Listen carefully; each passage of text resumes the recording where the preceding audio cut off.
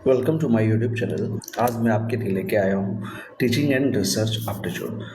ये आपके लिए बहुत ज़्यादा इम्पोर्टेंट है क्योंकि आप जेट के एग्ज़ाम जो दे रहे हो या अगर यूजीसी नेट दे रहे हो तो दोनों में ये जो बहुत बड़ा की रोल प्ले करता है। Whatever the your subject is there, but subject के बाद भी ये जो 50 मार्क्स के इसमें से क्वेश्चन आ रहे हैं जेट में, तो विच इज़ वेरी इंपॉर्टेंट।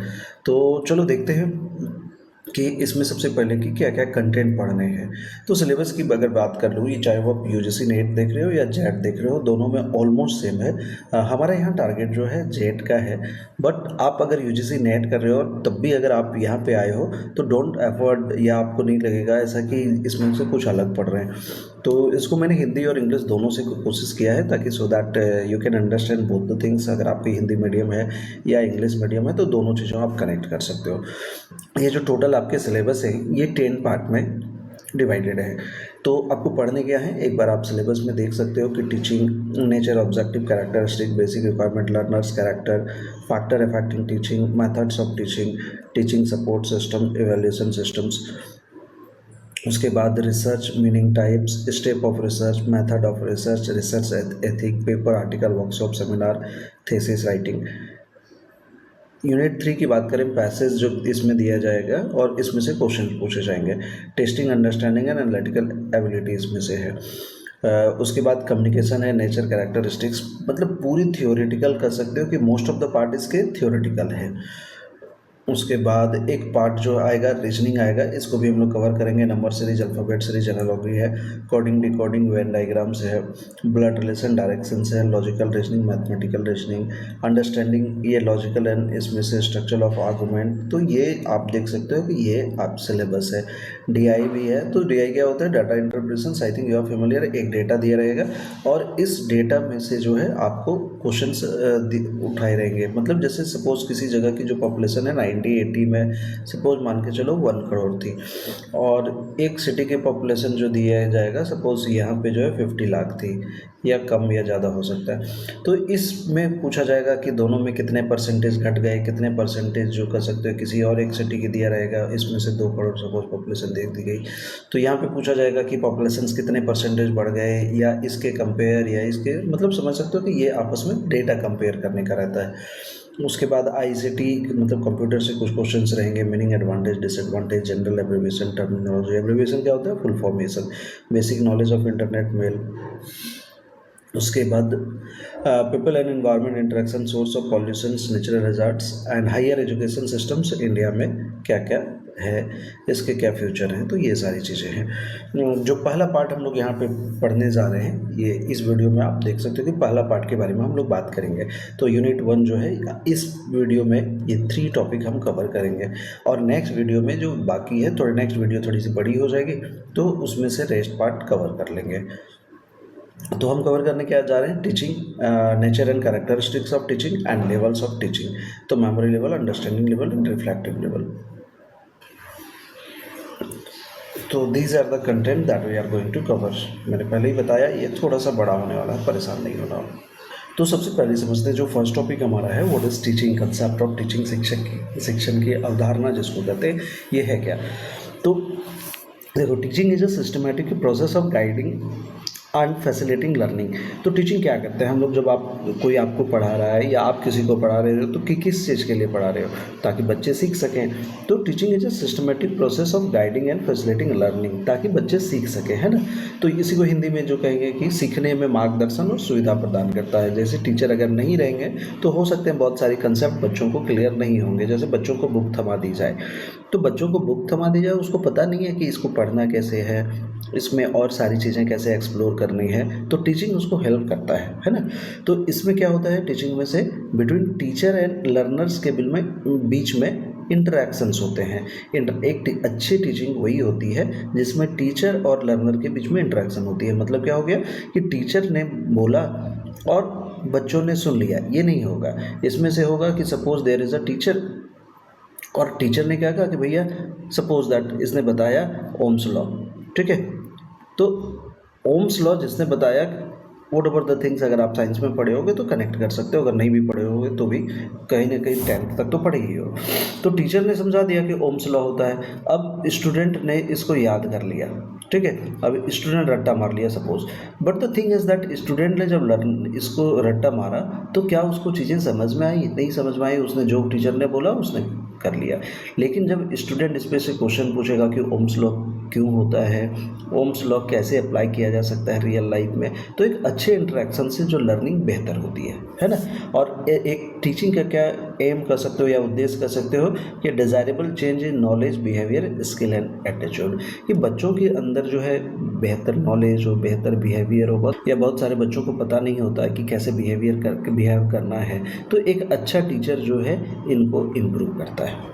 अब थोड़ी सी और डिफिनेशन की अगर अच्छे से बात करें तो teaching is a systematic, purposeful and interactive process where a teacher guides and facilitate learner to bring about desirable change in the learner's behaviour, knowledge, skill and attitude, जो पहली बात किया हमने।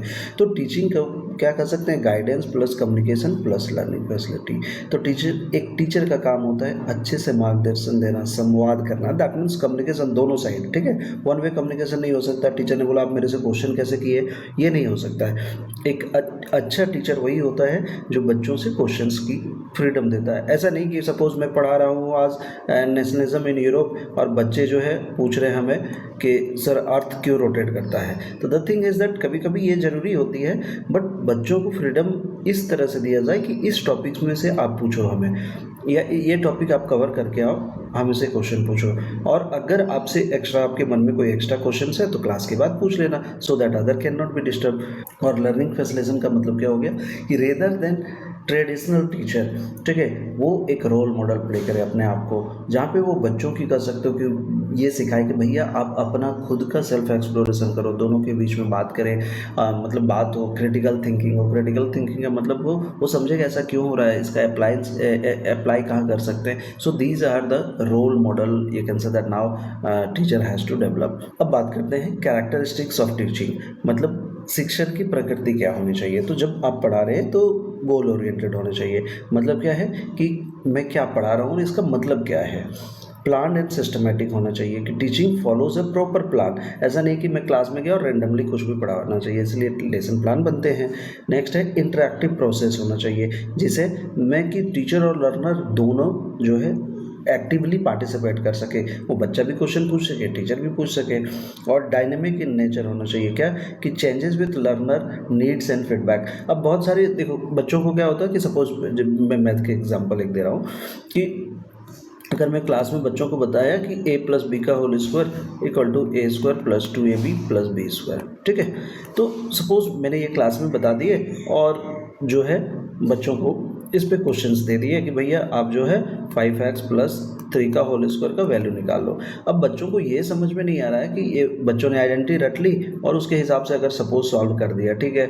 अगर बच्चे ने आइडेंटिटी नहीं रट ले पा रहे या बच्चे को समझ में नहीं आ रहा है कि ए प्लस बी का होल स्क्वायर कि एक्चुअल में सॉल्व कैसे हो रहा है कि ए प्लस बी इंटू ए प्लस बी है तो ये मल्टीप्लाई हो रहे हैं, ये इस तरह से मल्टीप्लाई हो रहे हैं। तो द थिंग इज़ दैट हमें ये बच्चों को समझानी पड़ेगी आइडेंटिटी कि इस तरह से जो है मैथमेटिकल सॉल्व हो रहे हैं। तो माइट भी बच्चा आइडेंटिटी अगर नहीं भी याद रखे तो उसको डायरेक्ट सॉल्व कर सकता है। तो ये क्या होता है बच्चों की, हर बच्चों की नीड अलग अलग है। हर बच्चे को जैसे मैथ जैसे सब्जेक्ट होते हैं, किसी के अच्छे लगते हैं, किसी को अच्छे नहीं लगते।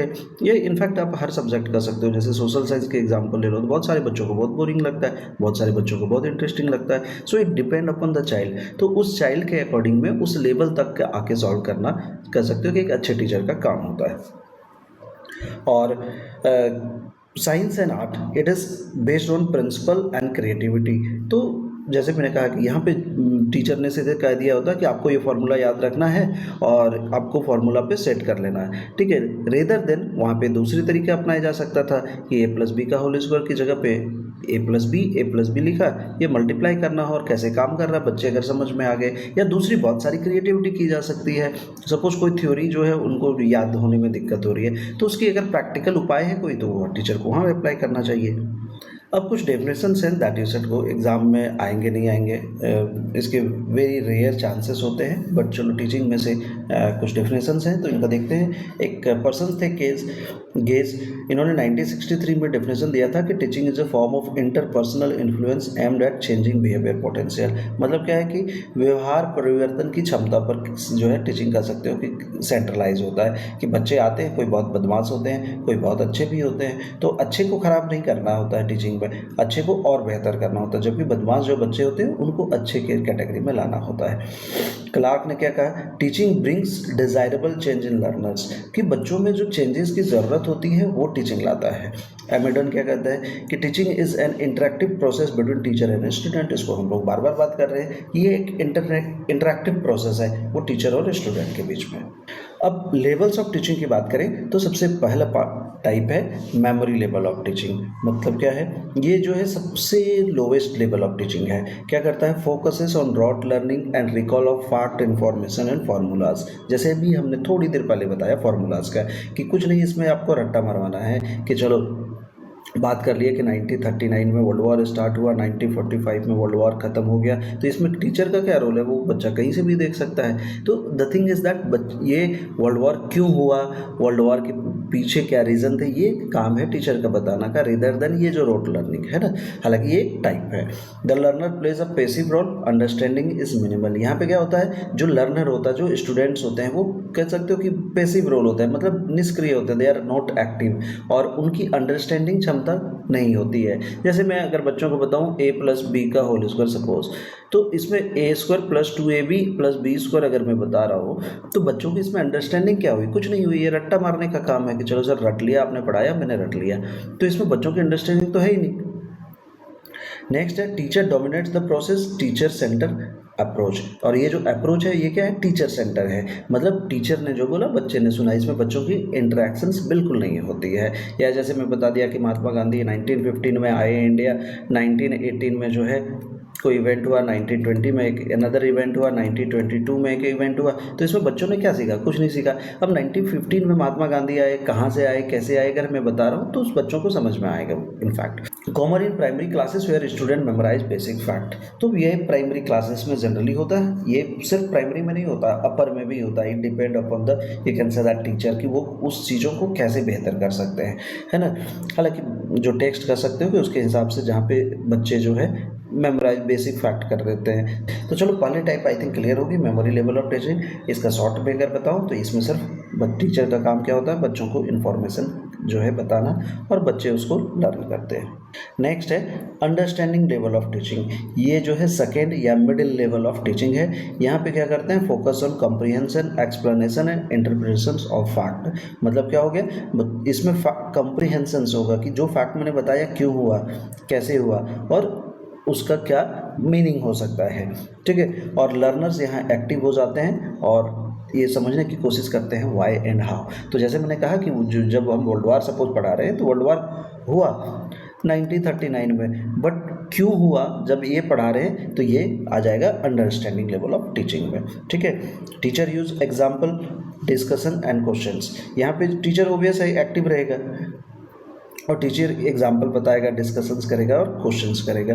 Promote concept clarity and logical reasoning, वो बताएगा कि जैसे मैंने पहले बताया कि जैसे a प्लस बी का होल स्क्वायर क्यों हो रहा है, a square plus 2ab plus B square, ये टीचर समझाएगा कि इसके पीछे लॉजिक क्या है। ऐसा नहीं है कि इसको किसी ने बोला था कि यही होगा तो यही आपको करना है, तो इसके पीछे रीज़न वो क्लियर करेगा।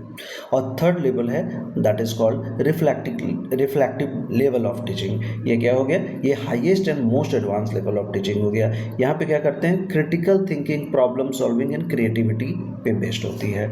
यहाँ पे ये क्या हो गया कि क्रिटिकल थिंकिंग करते हैं कि ये क्यों हुआ, और अगर ऐसा होगा तो क्या प्रॉब्लम सॉल्व कैसे किया जा सकता है। और लर्नर जो है यहाँ पे हाईली एक्टिव होता है, इंडिपेंडेंट होता है और सेल्फ मोटिवेटेड होता है। मतलब लर्नर को बताना नहीं पड़ता है यहाँ पे कि आप जो है आपको ये सोचना है, वो लॉजिक अपना खुद लगाएगा, ठीक है।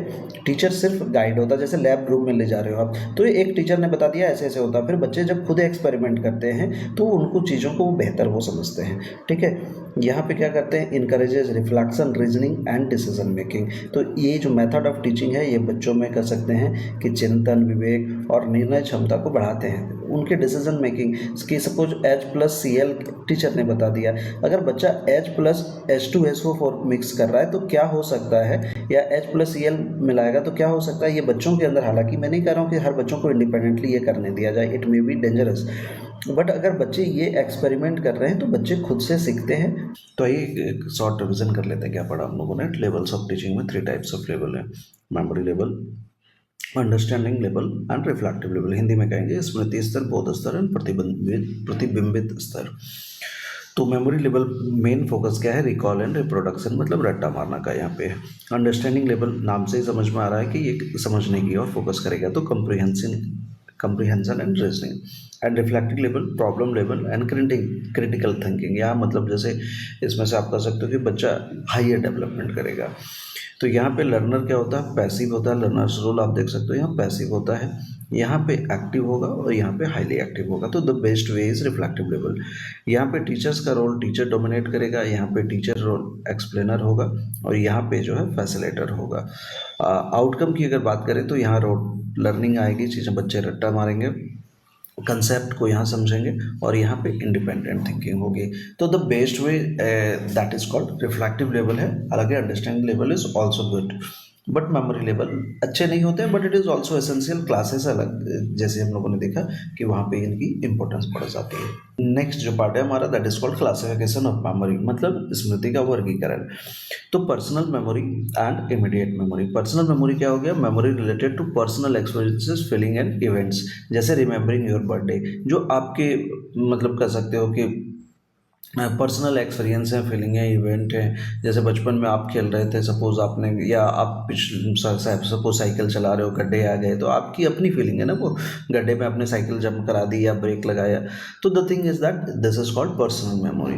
Next is called immediate memory. क्या हो गया, memory that last for a very short duration, information is record instantly, मतलब बहुत कम समय तक रहने वाली मेमोरी, जानकारी तुरंत याद की जाती है। जैसे example, remembering a number just long enough to dial, किसी नंबर को तुरंत डायल करने तक याद रखना, ठीक है। नेक्स्ट की अगर बात करें तो परमानेंट मेमोरी, ये क्या हो गया, memory retain over long period, sometimes a life time. कुछ कुछ चीज़ें जो होती हैं हमें बहुत लंबे समय तक याद आती है, कैसे चाइल्डहुड एक्सपीरियंस, लर्नड स्किल्स। अगर आपको मैं सपोज कहूँ ABCD, तो ये आप कह सकते हो कि ज़िंदगी भर याद रहेगी, इसको भूलने वाले नहीं हो। Next is impersonal memory. क्या हो गया, memory of general facts of knowledge not related to personal experience, जैसे कैपिटल ऑफ इंडिया, इसमें पर्सनल एक्सपीरियंस की कोई मतलब नहीं होता है। नेक्स्ट है active memory, memory actively use for problem solving, reasoning और लर्निंग, जैसे सॉल्विंग अ मैथ प्रॉब्लम। यहाँ पे क्या होता है कि एक्टिवली यूज दिमाग का कोई जो कर सकते हैं, दिमाग हमारा बहुत ज़्यादा लग रहा है, या रीजनिंग में जो हम अपना माइंड का यूज कर रहे हैं। नेक्स्ट है mechanical memory and passive memory. तो mechanical memory, rote memory involving repetition without understanding, मतलब पूरे रट लेना, memorising a poem without understanding. जैसे पोएम, बहुत सारे पोएम हम लोग बचपन में पढ़ लेते थे, उनका रियल में मतलब ही नहीं पता होता था, या हमें एक्सप्लेन भी नहीं किए जाते थे उतने अच्छे से। तो अगर सपोज ये इसको रट लिया और हमें मतलब नहीं पता है, तो ये हो मैकेनिकल मेमोरी में आ गया। Next is passive memory. क्या है, that stores information but it is not actively recalled और यूज फ्रिक्वेंटली। हमने जैसे कुछ एड्रेस सपोज आपको किया, लेकिन इसका यूज़ ही कुछ नहीं हो रहा, हम कहीं इसका यूज़ नहीं कर रहे, तो that will come under passive memory. Next है लॉजिकल मेमोरी। तो memory based on understanding, reasoning and association of fact, जैसे remembering steps in scientific experiment. तो वहाँ पे क्या हो गया कि हमें एक कह सकते हैं कि दिमाग लगाना है, समझना है और हर स्टेप को जो है उसके अकॉर्डिंग काम करना है। और सबसे लास्ट हो गया रोट मेमोरी। तो विदाउट अंडरस्टैंडिंग जो कर सकते हो, जैसे मल्टीप्लिकेशन टेबल 2 × 2 2 2 2 4। तो जब हम इसको रिकॉल कर रहे हैं तो ये नहीं समझ रहे हैं कि 2 2 4 क्यों हो रहा है, बस लर्न कर रहे हैं ना। तो नेक्स्ट बात करते हैं understanding level of teaching. So we are talking about memory level of teaching, है ना। तो इट इज़ द सेकेंड और मिडिल लेवल ऑफ टीचिंग होती है। Focus on comprehension, explanation and interpretation of fact. तथ्यों को समझा जाता है, एक्सप्लेन किया जाता है और उसका मीनिंग निकाला जाता है। Learners become active and try to understand why and how. ठीक है, teachers use example, discussion and questions to clarify concept promote clarity, comprehension and logical reasoning, इसको पहले भी बात कर चुके हैं। अब कैरेक्टरिस्टिक्स ऑफ टीचिंग की अगर बात कर लें तो teaching is organise and purposeful involving a series of planned action to achieve learners outcome, है ना। तो टीचर क्या होता है, इसका जो मेन काम है कि चीज़ों को एक सीरीज बनाना कि कैसे आप चीज़ों को ज़्यादा बेहतर समझ सकते हो। It requires specialise knowledge, skill and training. कोई भी टीचर नहीं बन सकता है। टीचर बनने के लिए क्या चाहिए, नॉलेज चाहिए, सबसे इंपॉर्टेंट स्किल्स चाहिए, और the most important is training चाहिए। Teaching can be subjected to analysis and assessment. तो शिक्षण जो है विश्लेषण और मूल्यांकन, शिक्षक का विश्लेषण और मूल्यांकन किया जा सकता है। कैसे, the process of teaching can be studied, evaluated and improve based on effectiveness. तो टीचर हो सकते हैं कि कोई बहुत अच्छा टीचर नहीं रहे होंगे, बट धीरे धीरे वो अपनी इम्प्रूवमेंट उनमें होती है based on that you can say that what are the general experiences they are getting day to day. Teaching is an interactive process, जहाँ पे पहले भी बात किया था, जिसमें टीचर और लर्नर जो है दोनों अंडरस्टैंड करते हैं। कंटिन्यूस इंटरैक्शन होती है दोनों के बीच में, है ना, कि कोई एक स्टेप नहीं है कि सिर्फ टीचर ने पढ़ाया, स्टूडेंट ने बोला, या स्टूडेंट क्वेश्चन पूछेगा, टीचर रिस्पॉन्ड नहीं करेगा। तो that is not there. It is a mutual understanding between both the people. And teaching is specialised task है, requires planning, method, techniques and systematic education. Teaching is a collection of various mode. कैसे, ये lectures किए जा सकते हैं, discussion किए जाते हैं, डेमोन्स्ट्रेशन किए जा सकते हैं, प्रोजेक्ट होते हैं, और एक्टिव बेस्ड लर्निंग होता है। देखो, लेक्चर मेथड क्या हो गया, लेक्चर मेथड की जहाँ पे टीचर से जो है खड़े रहेगा और वो बच्चों को बताएगा कि भैया ये चीज़ें हैं, आप समझ लो। ये चीज़ें कभी कभी क्या होती है, बच्चों के मन में बहुत सारे क्वेश्चंस होते हैं, when they will go through discussion, तो उनमें ये चीज़ें बाहर निकल के आती है। जैसे अब साइंस की एग्जाम्पल बात करो कि उसने बताया ही नहीं कि जैसे एग्जांपल मिल लेता हूँ कि H+Cl जो है मिक्स कर रहे हैं तो HCl बन रहा है। सपोज एक एग्जांपल मैं समझा रहा हूँ, I am not very good in science. तो ये HCl हो रहे हैं तो इसका कैसे हो जा रहे हैं, और या ये जो है H+ सपोज Na क्यों नहीं मिल पा रहा है और HNA बना दे रहा है। तो ये डेमोन्स्ट्रेट करके जब टीचर बताएगा तो ये चीज़ें आई थिंक बच्चों को ज़्यादा समझ में आएगी। ठीक है, प्रोजेक्ट वो कर दे सकता है बच्चे, जहाँ पे रिसर्च करेंगे, एनालिसिस करेंगे, और एक्टिविटी बेस्ड लर्निंग, ये सारी चीज़ें ज़रूरी होती है। अब टीचर के लिए क्या रिक्वायरमेंट होनी चाहिए, तो basic requirements of teaching. Next है dependent variable. This is the learning outcome और behaviour that changes as a result of teaching, है ना। स्टूडेंट अंडरस्टैंडिंग, परफॉर्मेंस और स्किल एक्विजिशन, मतलब बच्चों की जो अंडरस्टैंडिंग को समझ सकता है या स्किल को समझ सकता है।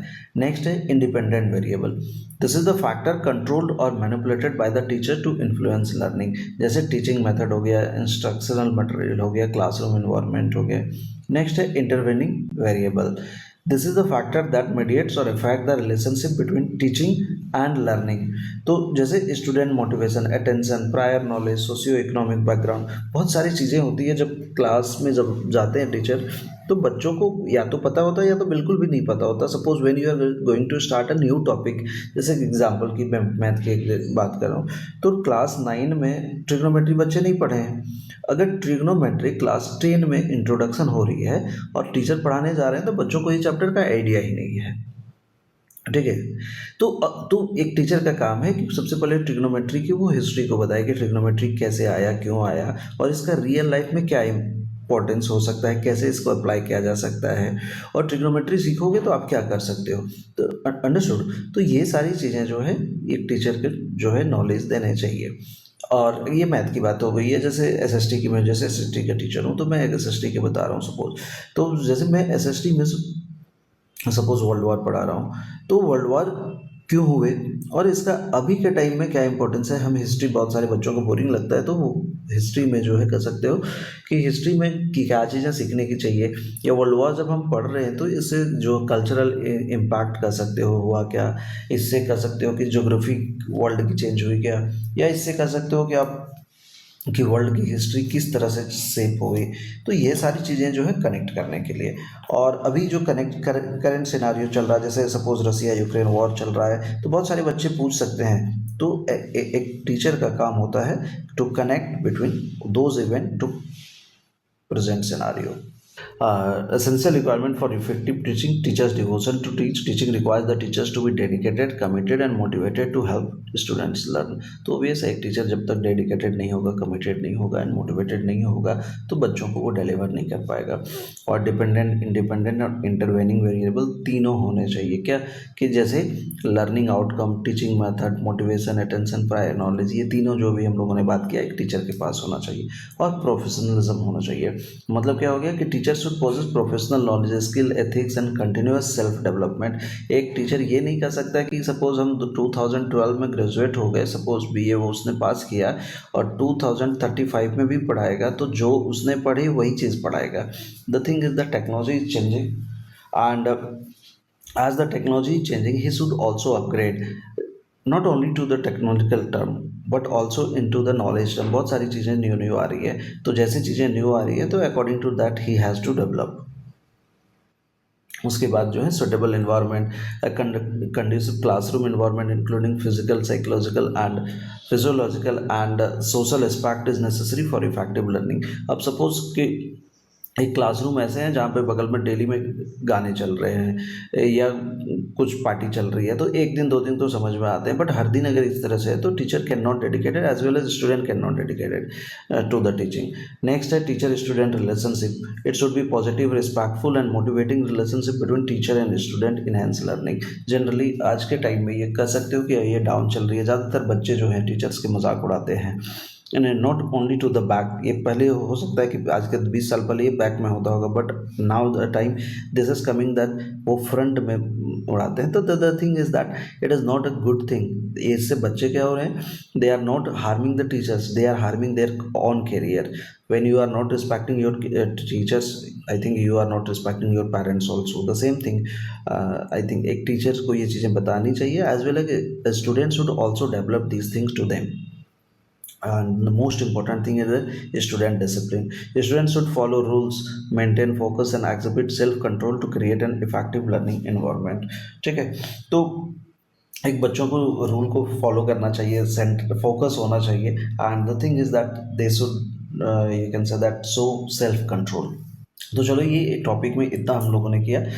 जो नेक्स्ट क्लास में होगा that we will cover learners characteristics क्या होते हैं, जो रिमेनिंग टॉपिक थे, factor affecting teaching, methods of teaching in institution and higher learning and teaching support system and evaluation systems. तो these are the 4-5 topics that seems small but इनके अंदर बहुत ज़्यादा चीज़ें हैं। तो अब बताओ अभी आपको कैसा लगा ये क्लास और इसमें से क्या चीज़ें चाहिए। तो we will go through that in the next class, we will cover up the rest part of this unit. अभी तक आपने अगर चैनल को सब्सक्राइब नहीं किया है तो जस्ट गो थ्रू दैट। चलो मिलते हैं किसी और ऐसे ही वीडियो में, तब तक के लिए बाय बाय, थैंक यू।